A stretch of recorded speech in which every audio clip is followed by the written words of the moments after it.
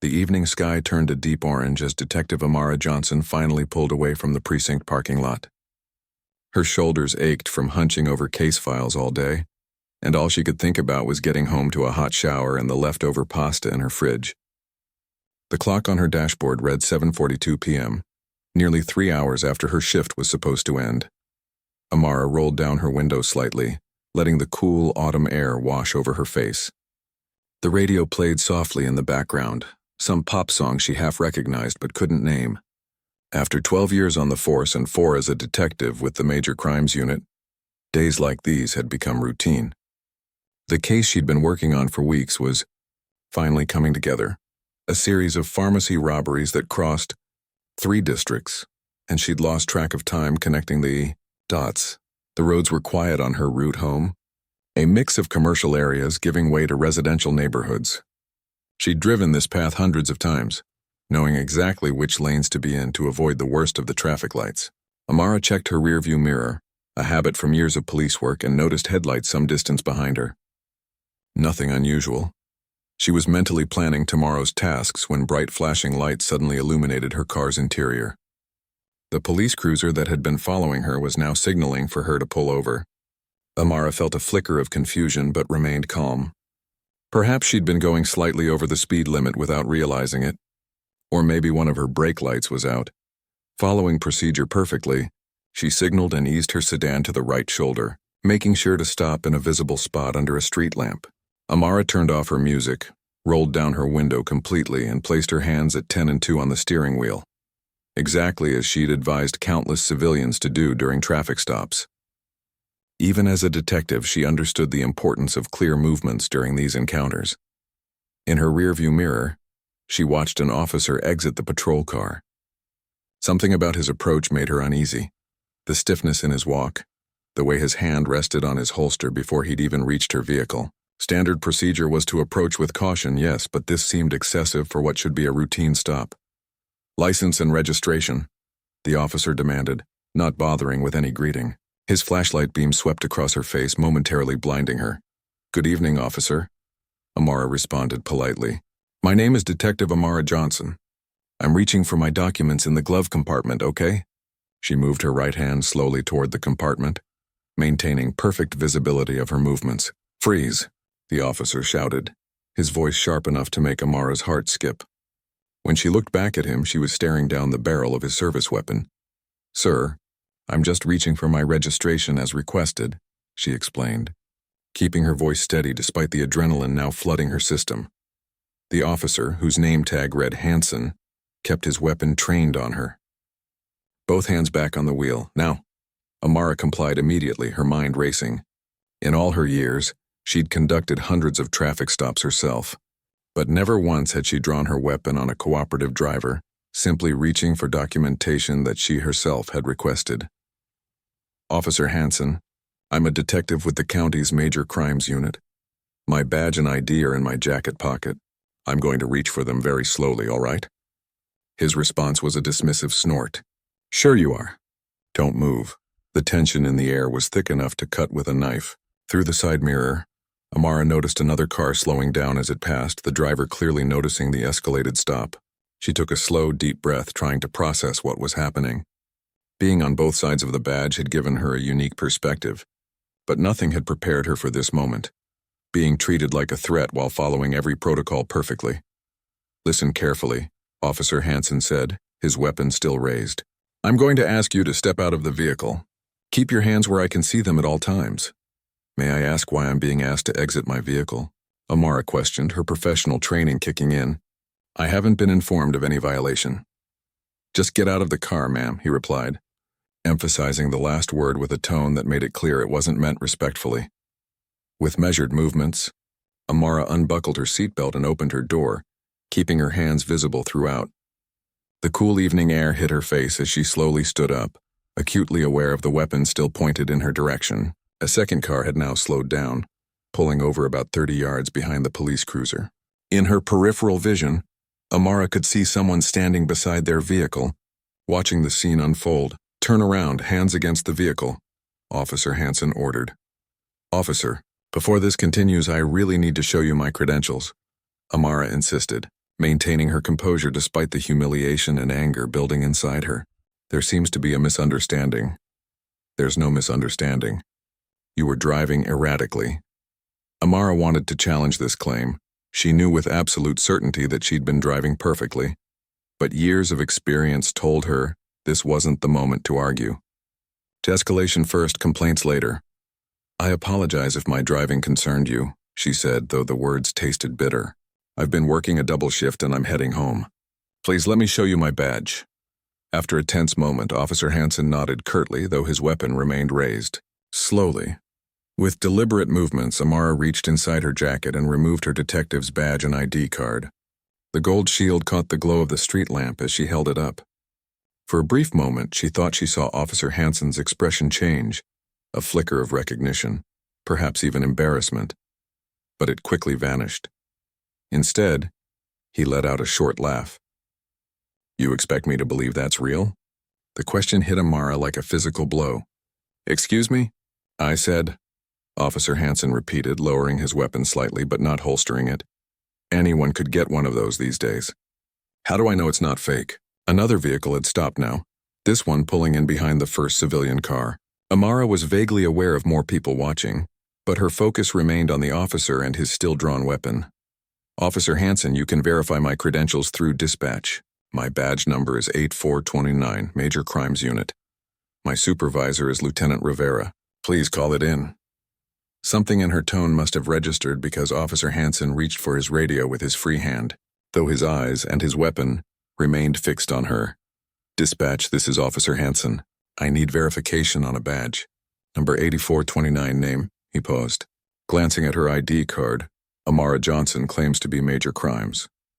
While they waited for a response, the tension between them stretched like a rubber band pulled to its limit. Amara remained perfectly still, knowing that any sudden movement could be misinterpreted. Her mind raced through protocols, procedures, and regulations, all the things she'd learned and taught over her career. None of them seemed to apply here, where the rulebook had been thrown out from the moment the officer approached with his hand on his weapon. The radio crackled, and a voice came through that Amara couldn't quite make out. Officer Hansen's expression tightened as he listened. "Copy that," he finally responded, but made no move to lower his weapon completely. "Did dispatch confirm my identity?" Amara asked, though she already knew the answer. "They say there is a Detective Johnson with that badge number," Officer Hansen acknowledged reluctantly. "But I'm going to need additional verification. This seems suspicious." "What seems suspicious about a detective driving home after work?" Amara challenged, feeling her professional patience beginning to fray. Officer Hansen didn't answer directly. Instead, he said, "I'm calling my supervisor to the scene." "I think that's an excellent idea," Amara agreed, crossing her arms as the weapon was finally, reluctantly holstered. The witnesses who had stopped their cars were now clearly visible to Amara, a middle-aged man with gray hair watching intently, a younger woman who appeared to be recording with her phone, and a third person walking slowly toward them, but keeping a respectful distance. As Officer Hansen stepped away to radio his supervisor, Amara took her first full breath in what felt like hours. The situation was far from resolved, but at least there was no longer a gun pointed at her. She glanced at her watch. Barely 5 minutes had passed since she'd first seen those flashing lights in her mirror, though it felt like an eternity. She knew this story was far from over. In fact, it was just beginning. Amara stood beside her car, the evening chill seeping through her work clothes as she watched Officer Hansen speak into his radio. The streetlight cast long shadows across the roadside, and passing cars slowed to rubberneck at the scene.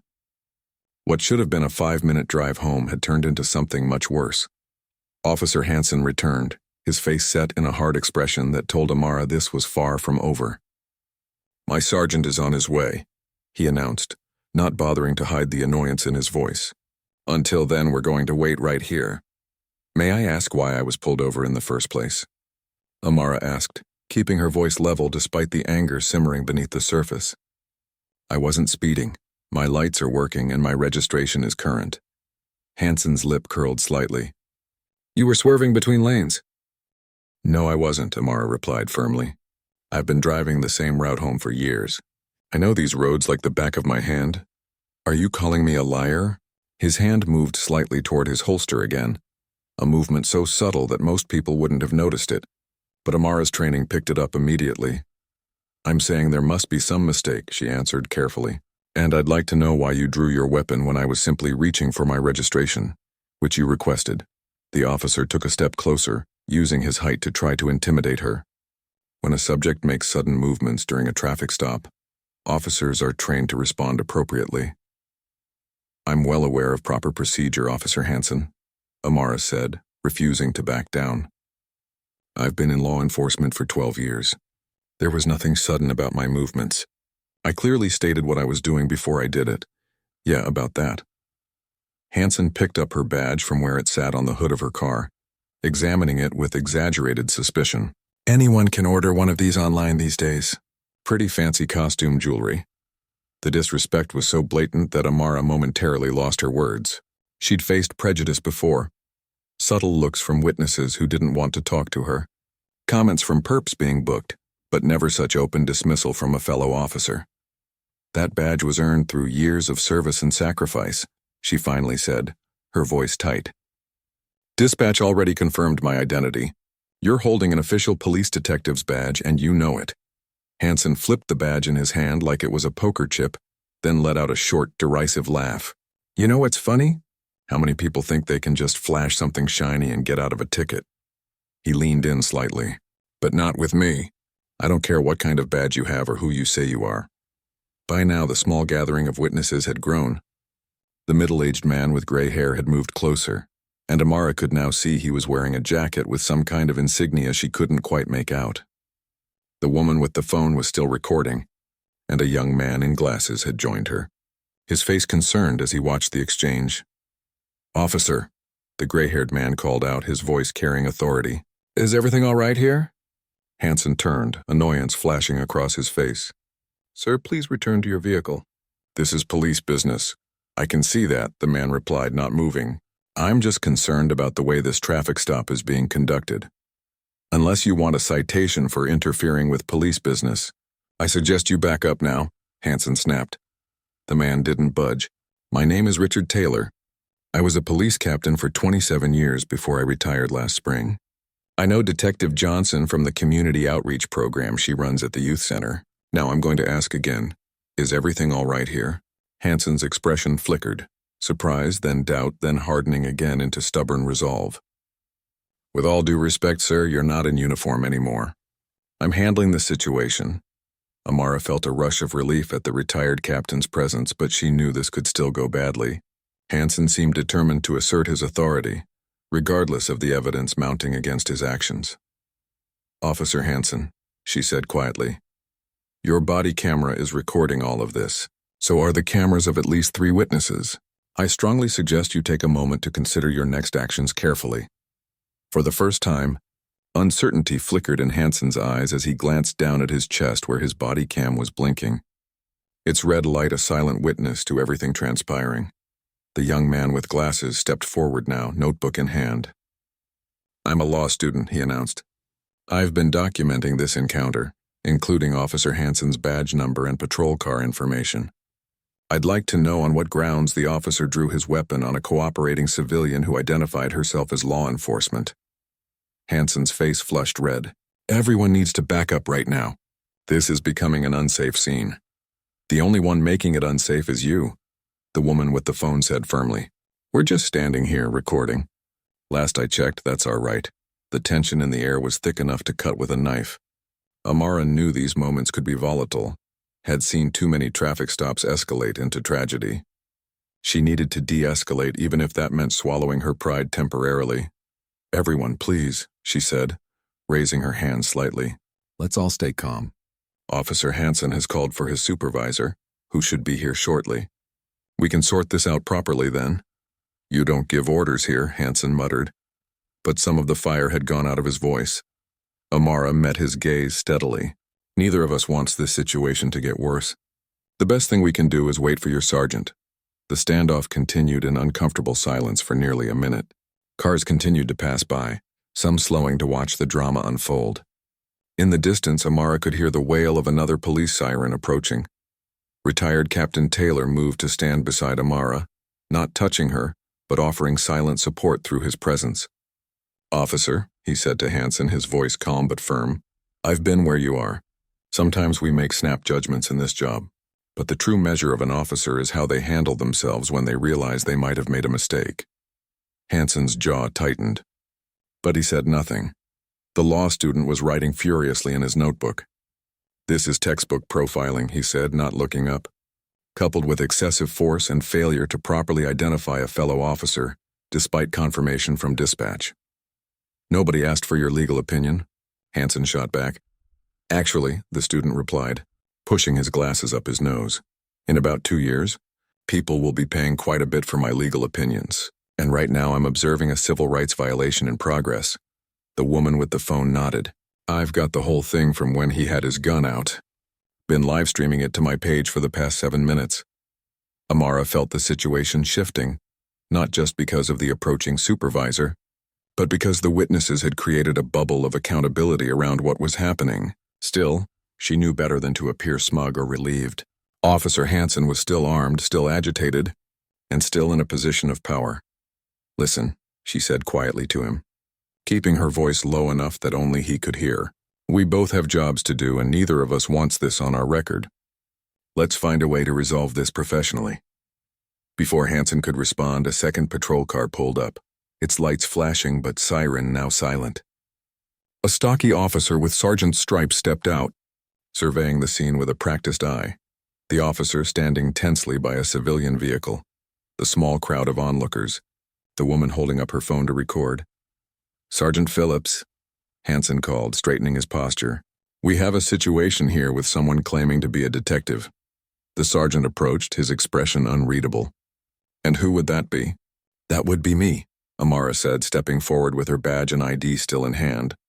"Detective Amara Johnson, Major Crimes Unit. I was pulled over on my way home, and when I reached for my registration, Officer Hansen drew his weapon on me. When I presented my badge, he laughed and suggested it was fake, despite dispatch confirming my identity." Sergeant Phillips looked at her closely, then at her badge, then back at Officer Hansen. His expression shifted subtly as recognition dawned in his eyes. "Detective Johnson? From the Henderson case last month?" Amara nodded. "Yes, sir." Phillips turned to Hansen, his voice dropping to a dangerous quiet. "Officer Hansen, holster your weapon properly and step over here with me." As the two officers moved a few paces away for a private conversation, Amara let out a slow breath, feeling some of the tension leave her body. The retired captain placed a gentle hand on her shoulder. "You okay?" he asked. "I will be," she replied, watching as the sergeant's expression grew increasingly grave during his conversation with Hansen. "But this isn't over yet." The woman with the phone approached her. "I got it all," she said quietly. "Every second from when he had his gun on you. Whatever happens next, there's evidence." Amara nodded her thanks, her eyes still on the two officers. Sergeant Phillips was now holding out his hand to Hansen, his posture rigid with authority. After a moment of visible reluctance, Hansen reached for something at his belt. What happened in the next few minutes would change everything. Everyone watched in tense silence as Officer Hansen reluctantly handed over his badge and weapon to Sergeant Phillips. The sergeant's face was like stone, his movements precise and controlled in a way that spoke of barely contained anger. The small crowd of witnesses had grown to nearly a dozen people now, all watching the drama unfold under the harsh glow of the street lamp. "I need to see the body camera footage," Sergeant Phillips said, his voice carrying in the evening air. "Right now." Officer Hansen shifted uncomfortably. "Sir, I don't think that's necessary. This is just a misunderstanding. That wasn't a request, officer." The sergeant cut him off sharply. "That was an order." Amara stood perfectly still, her training kicking in as she observed the power dynamics shifting before her eyes. She'd been in enough tense situations to know when to speak and when to stay silent. This was definitely a moment for the latter. The retired police captain, Richard Taylor, moved to stand beside her again. "You hanging in there?" he asked quietly. Amara nodded slightly, her eyes never leaving the two officers. "Thank you for stopping," she said. "Not everyone would have. Couldn't just drive by," Taylor replied simply. "Not when I saw how that traffic stop was going down. I knew something wasn't right." The law student approached them, his notebook still in hand. "I've documented everything," he told Amara. Names, times, badge numbers, patrol car information, witnesses. If you need it for your complaint, I'm happy to provide it. I appreciate that, Amara said, genuinely touched by these strangers who had chosen to get involved rather than look the other way. Sergeant Phillips had retrieved a small tablet from his patrol car and was now connecting to Officer Hansen's body camera. The technology allowed for immediate playback of footage, a recent upgrade to the department's equipment that Amara had advocated for during a budget meeting last year. The irony wasn't lost on her. I'm going to review this footage right here, the sergeant announced. Detective Johnson, would you join me, please? Amara walked over, conscious of everyone's eyes on her. The woman with the phone had stopped recording but remained nearby, clearly invested in seeing how this would play out. Sergeant Phillips positioned the tablet so both he and Amara could view it. Though his body blocked it from Hansen's view, a subtle but clear indication of where his trust lay in this situation. He tapped the screen, and the body camera footage began to play. The video showed Hansen's approach to Amara's vehicle, his hand already resting on his weapon before he'd even spoken to her. His voice came through clearly, license and registration, lacking any greeting or explanation for the stop. Amara could see herself in the footage, hands properly placed on the steering wheel, responding politely and clearly stating her intentions before reaching toward the glove compartment. The moment she moved her hand, Hansen's weapon came out with alarming speed. Freeze! His voice crackled through the tablet's speaker, louder than necessary for the quiet roadside scene. As the footage continued, Sergeant Phillips' expression darkened. They watched in silence as the scene played out, Amara identifying herself as a detective, Hansen's dismissive reaction, his order for her to exit the vehicle without explanation, and finally, his mocking laugh when she presented her badge. Anyone could get one of these days, Hansen's recorded voice said. How do I know it's not fake? Sergeant Phillips paused the video, his jaw clenched tight. He looked up at Officer Hansen, who had grown increasingly pale as the footage played. Would you care to explain yourself, Officer Hansen? Phillips asked, his voice dangerously quiet. Sir, I was following protocol for suspicious behavior, Hansen began, but the excuse sounded hollow even to his own ears. The subject was making unpredictable movements and— The subject, Phillips interrupted, is a decorated detective with the Major Crimes Unit who clearly identified herself and complied with every instruction. I just watched you draw your weapon on her for reaching for documents that you yourself requested, and then I watched you mock and dismiss her credentials even after dispatch confirmed her identity. By now, a third patrol car had arrived at the scene. 2 more officers stepped out, surveying the situation with confusion and concern. The woman who had been recording approached Sergeant Phillips. Excuse me, she said, her voice steady despite the tension. I have video from a different angle, starting from when the officer had his gun drawn. Would that be helpful? Phillips nodded. Very. Thank you, ma'am. As the sergeant reviewed the second video, the retired police captain addressed the newly arrived officers. This detective was profiled, had a weapon drawn on her without cause, and was then mocked when she identified herself as law enforcement, he explained, his experience giving weight to his words. I witnessed most of it, as did these other citizens. The law student nodded in agreement. The officer's behavior violated at least 6 department protocols that I'm aware of, not to mention potential civil rights violations. One of the new officers, a woman with lieutenant bars on her uniform, stepped forward. I'm Lieutenant Rivera, she said, and Amara felt a wave of relief at seeing her supervisor. Someone called it into the station. That would be me, said a soft-spoken older woman who had been standing quietly at the edge of the crowd. I recognized Detective Johnson from when she helped find my grandson last year. I couldn't just drive by when I saw what was happening. Lieutenant Rivera moved quickly to Amara's side. Are you all right, Detective? I'm fine, Lieutenant, Amara replied, though the lingering tension in her shoulders suggested otherwise. Just ready for this to be resolved. Sergeant Phillips had finished viewing the civilian's video and now turned to address the growing group of officers and witnesses. His face was grim with decision. Officer Hansen, he said formally, based on the evidence I've just reviewed, I am placing you on immediate administrative leave pending a full investigation. I've already contacted the Internal Affairs Division, and they're expecting this footage within the hour. Officer Hansen's face flushed with anger and disbelief. You can't be serious. Over a simple traffic stop? This was not a simple traffic stop, Phillips replied coldly. This was a gross violation of protocol, an abuse of authority, and an exhibition of bias that has no place in our department. The crowd of witnesses murmured in approval, several nodding in agreement with the sergeant's assessment. Lieutenant Rivera stepped forward. I'll be filing a formal complaint on behalf of Detective Johnson and the department. This incident will receive a full review at the highest levels. As the officers spoke, Amara noticed that the original woman with the phone was typing rapidly on her device. Curiosity got the better of her. If you don't mind me asking, what are you doing? Amara asked quietly. The woman looked up. I'm a journalist with the City Tribune. I'm filing a preliminary report. This story needs to be told. She paused, studying Amara's face. With your permission, of course. I can keep your name out of it if you prefer. Amara thought for a moment. Throughout her career, she had always avoided the spotlight, preferring to work behind the scenes. But something about this moment felt different, like it mattered more than just her personal comfort. Use my name, she decided. People need to know this happens even to those inside the system. Across the impromptu gathering, Officer Hansen was being escorted to one of the patrol cars by the two newly arrived officers. His face a mask of stunned disbelief as the reality of his situation sank in. Sergeant Phillips was speaking quietly to the law student, who was showing him his detailed notes. The retired police captain touched Amara's arm lightly. You know, in my 27 years on the force, I saw too many good officers stay silent when they witnessed something wrong.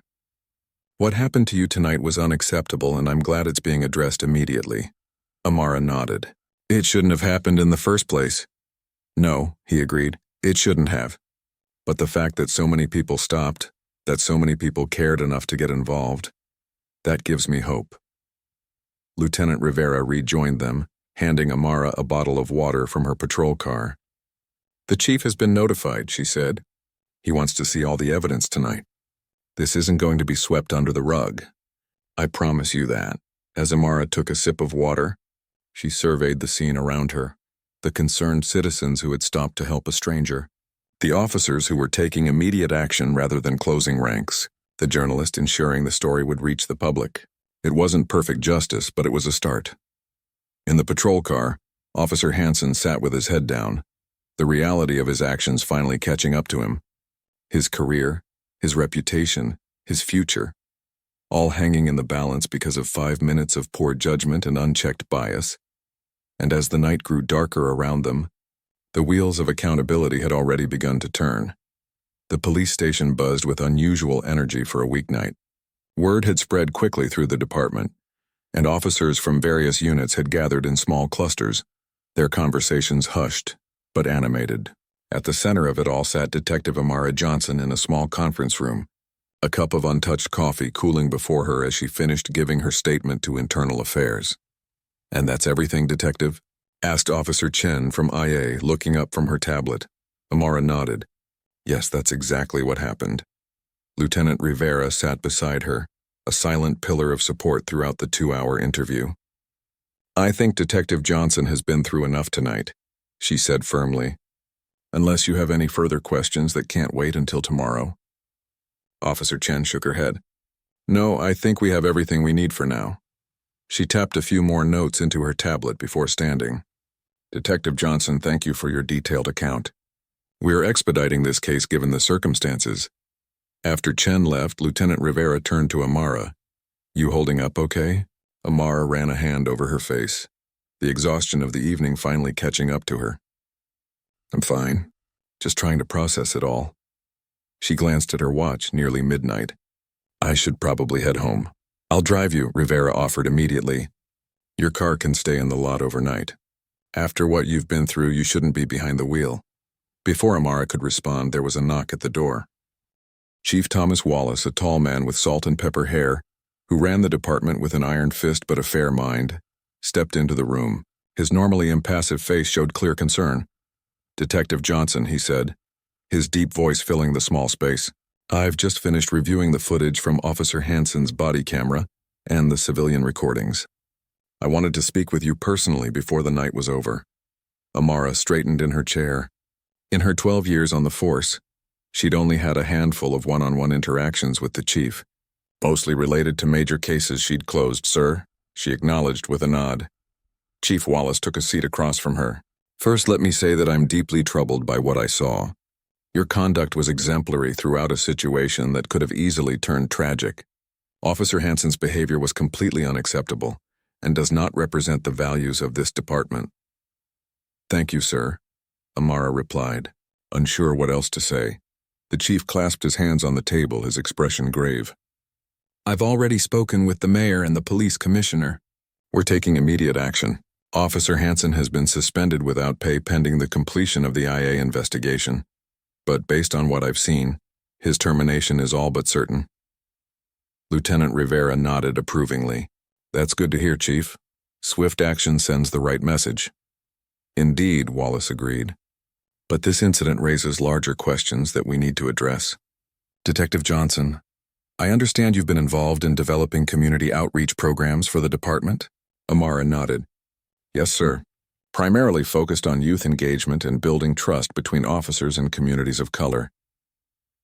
I'd like you to take a more prominent role in our training programs going forward, the chief said, leaning forward slightly.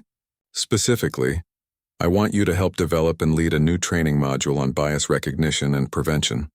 What happened tonight can never happen again, not in this department. The request caught Amara by surprise. I appreciate the opportunity, sir, but I'm not sure I'm qualified for curriculum development. You're exactly the person we need, Wallace insisted.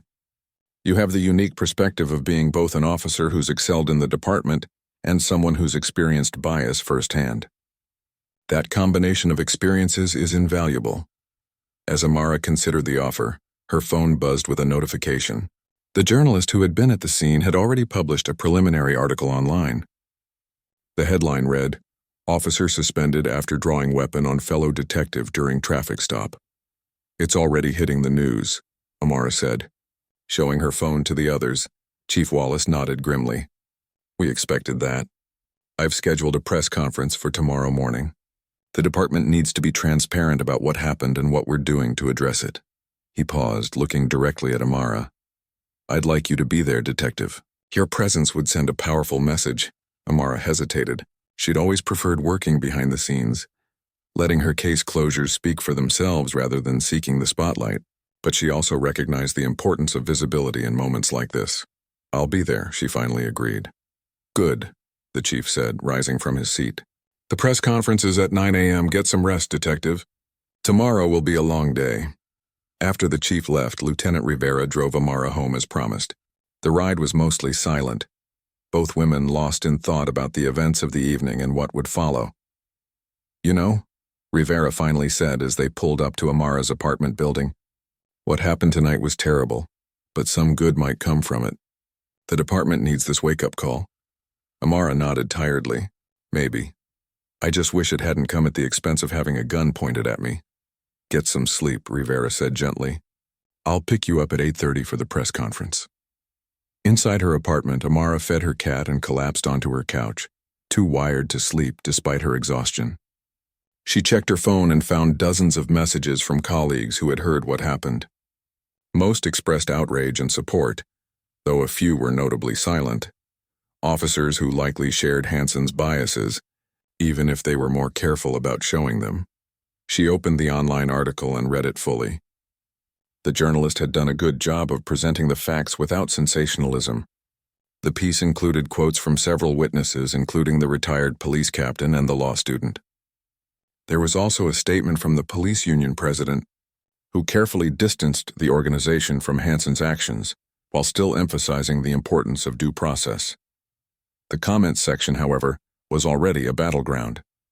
Some readers expressed shock and anger at Hansen's behavior, while others tried to justify it or question Amara's account despite the video evidence.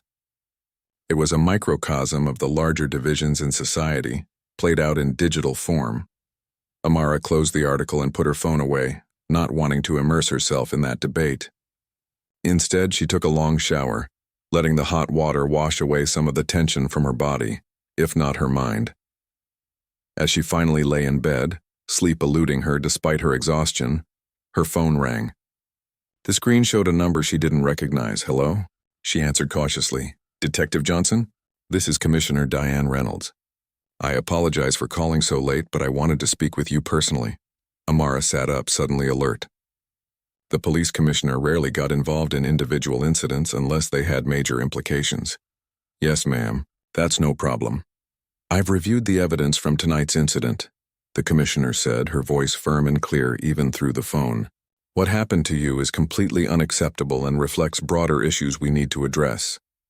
I'll be at tomorrow's press conference, and I want you to know that you have my full support. Thank you, Commissioner, Amara replied, touched by the gesture. There's something else, Reynolds continued. The mayor and I have been discussing the formation of a special task force to review and reform our department's training, policies, and accountability measures. We'd like you to serve as a key advisor. Amara was silent for a moment, processing this unexpected development. May I ask why me specifically? Because you've lived both sides of this issue, the commissioner answered simply. You're respected in the department for your work, and you've just experienced firsthand the kind of bias we're trying to eliminate. Your perspective is uniquely valuable. After the call ended, Amara lay back down, her mind racing with possibilities. What had started as a routine traffic stop had snowballed into something much bigger, potentially an opportunity to create real change within the system she'd devoted her career to. As dawn broke over the city, Detective Amara Johnson finally drifted into a brief, uneasy sleep, knowing that in just a few hours, she would step into a role she'd never anticipated, becoming the public face of a movement for accountability and reform within her own department. And somewhere across town, former Officer Derek Hansen sat alone in his kitchen, staring at his phone as messages from colleagues gradually stopped coming in, the weight of his actions and their consequences finally sinking in. Camera flashes lit up the press room like lightning as Detective Amara Johnson took her place at the podium. She had worn her formal uniform, complete with her gold detective's badge, the same one Officer Hansen had laughed at just 18 hours earlier. The room was packed with reporters, cameras, and department officials. In the front row sat the witnesses from last night, including the retired police captain and the law student, who had been specially invited by the chief. Amara took a deep breath, adjusting the microphone slightly. She had never been comfortable with public speaking, preferring the methodical work of solving cases to the spotlight of press attention. But today was different. Today her voice needed to be heard. "Good morning," she began, her voice steady despite her nerves. "My name is Detective Amara Johnson. I've served with this police department for 12 years, the last 4 as a detective in the Major Crimes Unit. Last night, while driving home from work, I was pulled over by an officer from our own department. What should have been a routine traffic stop quickly escalated when the officer drew his weapon on me as I reached for my registration. A murmur ran through the crowd of reporters. Though the story had broken online overnight, hearing it directly from Amara made it real in a way that news articles couldn't capture. When I identified myself as a police detective and showed my badge," Amara continued, "the officer dismissed my credentials and treated me with disrespect, despite dispatch confirming my identity. Thanks to the intervention of concerned citizens who stopped to witness the interaction and the quick response of supervising officers, the situation was resolved without physical harm." Chief Wallace stepped up beside her. "The officer in question, Derek Hansen, has been terminated from the force, effective immediately," he announced, his voice firm and uncompromising. The evidence from body camera footage and civilian recordings showed clear violations of department policy, proper procedure, and the basic respect we demand officers show to all members of our community, including fellow law enforcement. A reporter raised her hand. "Detective Johnson, do you believe race was a factor in how Officer Hansen treated you?" Amara paused, considering her words carefully. "I can't speak to what was in Officer Hansen's mind. What I can say is that I followed every protocol that officers are trained to expect from cooperative civilians during traffic stops, and yet I still found myself looking down the barrel of a gun. I identified myself clearly as law enforcement, and my credentials were dismissed. Those are facts, not interpretations." Another reporter called out, "Chief Wallace, is this an isolated incident or part of a pattern?" The chief leaned into the microphone. "We're conducting a comprehensive review of Officer Hansen's previous traffic stops and civilian interactions to determine if there's a pattern of similar behavior. But regardless of what we find, one incident like this is one too many." This department has zero tolerance for biased policing.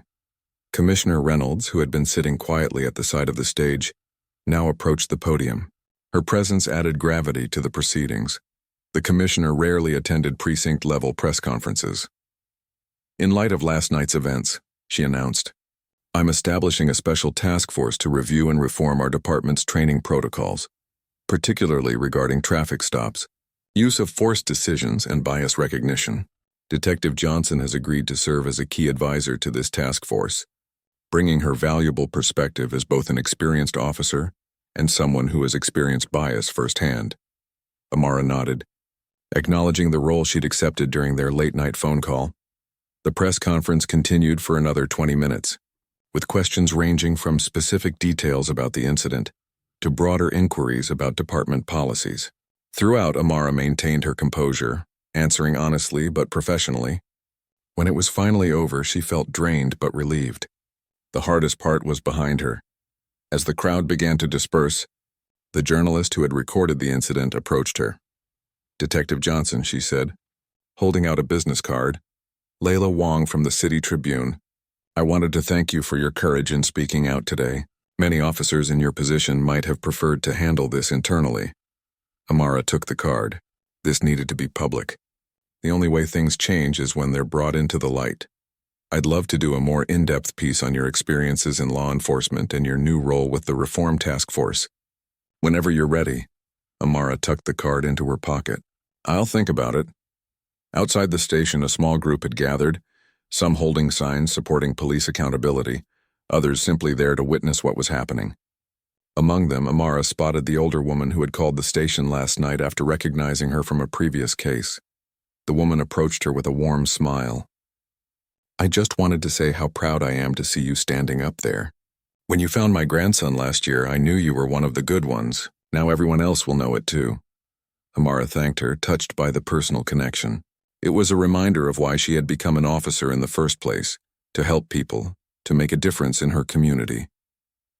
Back inside, Lieutenant Rivera was waiting for her. "You did great," she said. "But the real work starts now. The task force meets tomorrow morning at 8 a.m. "I'll be there," Amara promised. 3 days later, former Officer Derek Hansen sat across from his union representative in a small office downtown. The representative, a graying man who had defended officers for over 2 decades, looked uncharacteristically grim. "I've exhausted all avenues of appeal," he said, closing a folder with Hansen's name on it. "The termination stands.